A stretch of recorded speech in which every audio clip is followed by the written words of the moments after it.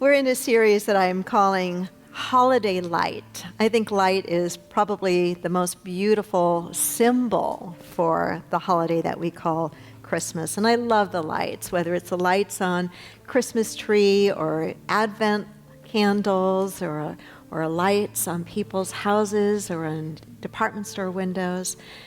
The beauty of that and the reminder of what that really is pointing to. It's pointing us back inside of ourselves. It's pointing us into the remembrance of what our teacher and way shower said of us, that we are the light and that we are to let our light shine. And so we've been exploring the idea of light this month. I'm using light as an acronym, living in God's highest truth, light. So we're challenging ourselves throughout this month to look at different ways of living in God's highest truth.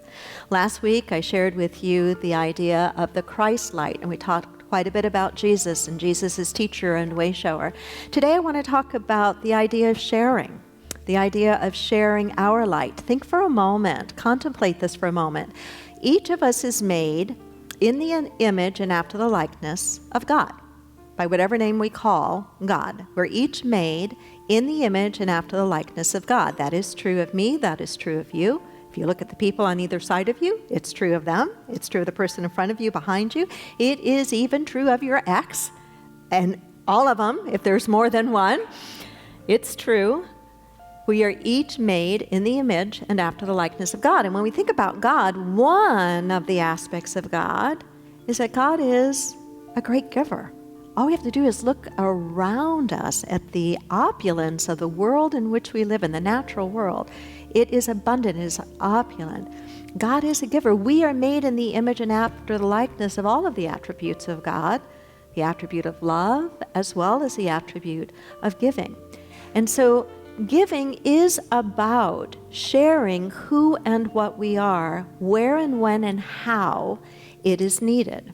I'm reminded of an expression that comes out of the Methodist Church. And if you grew up Methodist, forgive me, I grew up Lutheran, and I don't know if this is a fundamental core teaching, and I'm paraphrasing it, but it has always spoken to me ever since I first heard it a long time ago.